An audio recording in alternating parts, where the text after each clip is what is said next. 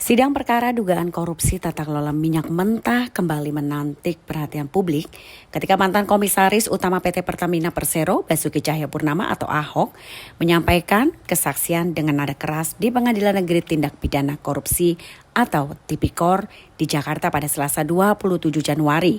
Dalam persidangan itu, Ahok secara terbuka mempertanyakan terkait pencopotan Joko Priyono dari jabatan Direktur Utama PT Kilang Pertamina Internasional dan bahkan meminta agar Presiden serta jajaran Kementerian BUMN diperiksa bila diperlukan. Pernyataan tersebut disampaikan Ahok ketika menjawab pertanyaan dari Jaksa Penuntut Umum terkait konteks internal Pertamina setelah dan juga sebelum mencuatnya kasus dugaan korupsi minyak mentah.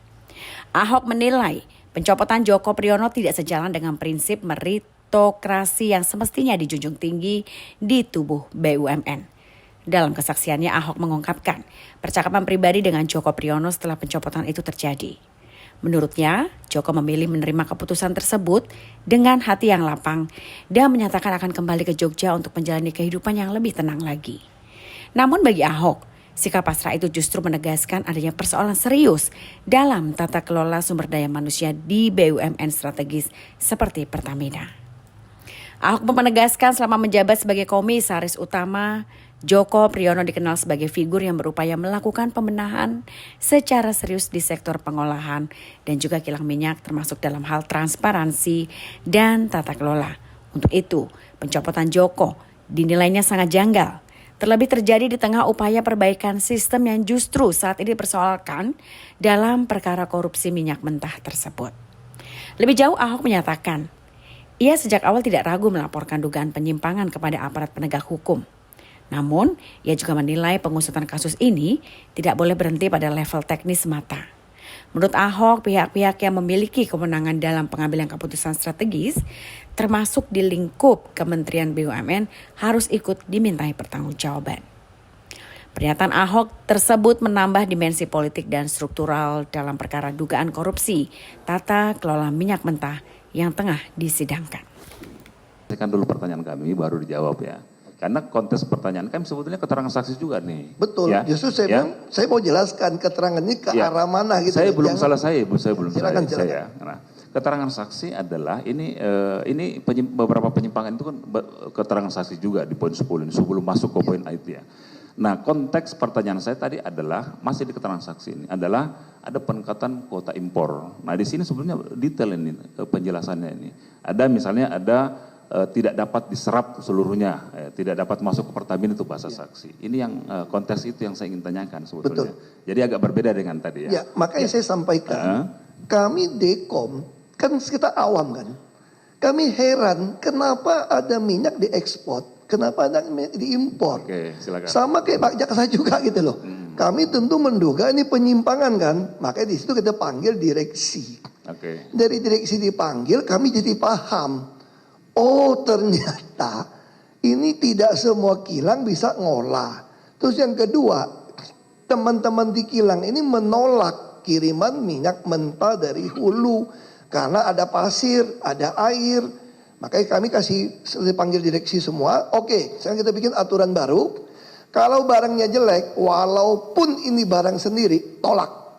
Karena kalian sudah dibagi dari subholding. Tapi kalian tetap harus bisa produksi.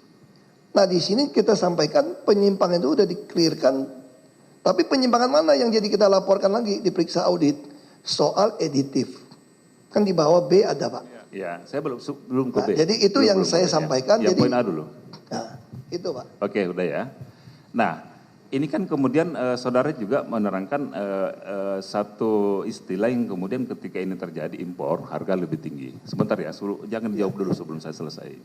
Nah, pertanyaannya adalah apakah kemudian ada satu isu ya yang jadi perhatian khusus dari Dewan Komisaris ketika saudara menjabat itu.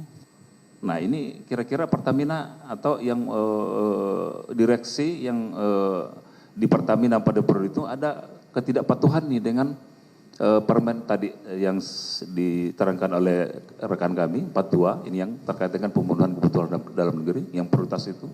Sampai ke situ nggak ada satu kesimpulan atau satu pemikiran ini jadi isu nih ketika ini terjadi terus-menerus, ini bisa menjadi satu frame bahwa Pertamina tidak patuh terhadap Ya. kebijakan dan regulasi yang sudah ditetapkan. Ya tentu kami Dewan Komisaris ini kerjanya ya suuzon. Ya, Karena kami ditugaskan dibayar untuk mengawasi.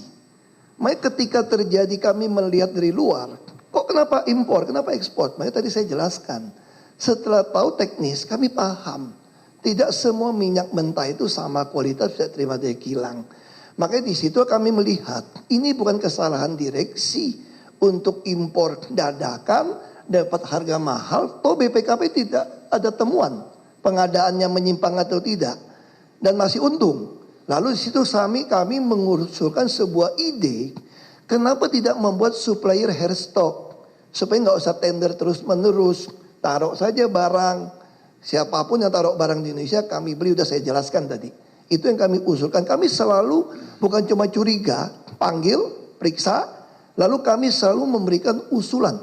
Bisa tanyakan pada direksi yang saudara jadi tersangka. Saya ini udah termasuk orang paling cerewet, bukan cuma marah, tapi saya pasti kasih solusi. Marah ada solusi. Saya bukan sembarangan marah, tapi ada solusi. Karena mereka juga orang kan, bukan orang yang mau sembarangan, gaji begitu besar kok, ada tantim begitu besar kok. Masa nggak mau untung uang halal? Tapi kami selalu kasihkan solusi. Itu. baik. Selama saudara menjabat ya, ada nggak satu bentuk ya pelanggaran atau penyimpangan yang kira-kira menurut saudara saksi sendiri paling berat di Pertamina itu? Paling berat sudah ketemu kasus LNG Pak. LNG. Terus yang lain? Kami laporkan. Yang lain nggak ada temuan Pak. Kalau LNG kan memang ada Yang kerugian berat ya. dilaporkan Pak. Ya, yang sampai kemudian rekomendasinya dipecat tadi istilah saudara ya. Ya kita kirim surat pada Menteri BUMN Pak. Oke, baik. Ini saya ingin menanyakan aja ya penegasan ya. Tadi masih di poin 10 huruf A ini keterangan saudara ini ada dua nama, namanya Pak Joko Priyono dan Pak Masud Kamil, dua-duanya mantan Ya. direksi pada anak perusahaan Pertamina Subholding ya. Satu KPI, satu PPN. Ini istilah saudara sebut di sini yang sudah dicopot nih. Ini ada persoalan nggak dengan dua orang ini sehingga kemudian ini disebut sebagai mantan yang sudah dicopot nih? Ya.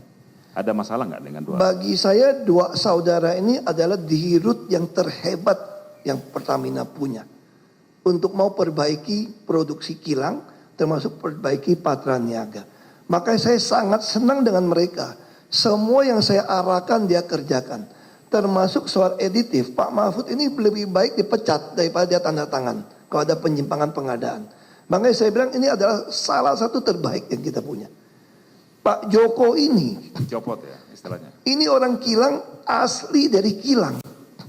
Ini orang menurut saya adalah orang yang terbaik pengetahuan tentang kilang. Dia yang kasih tahu saya kelemahan kilang, apa yang mau diperbaiki. Ketika dia dicopot, saya pun mau nangis, saya telepon dia.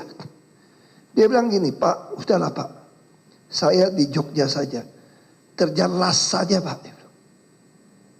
Saya pikir BUMN ini keterlaluan. Mencopot orang yang bukan meritokrasi. Kenapa orang yang mau lakukan, saya lakukan, dicopot. Ini orang terbaik Pak Joko itu. Makanya saya tulis dicopot. Makanya saya selalu bilang sama Pak Jaksa, kenapa saya mau lapor ke Jaksa? Ya. Periksa tuh sekalian BUMN. Periksa tuh presiden bila perlu. Kenapa orang terbaik dicopot? Oke, baik. Tolong, pengunjung. Bisa tertib, pengunjung, ini persidangan, ya. Ini bukan hiburan. Oke, Tolong. baik. Jangan lupa subscribe ya.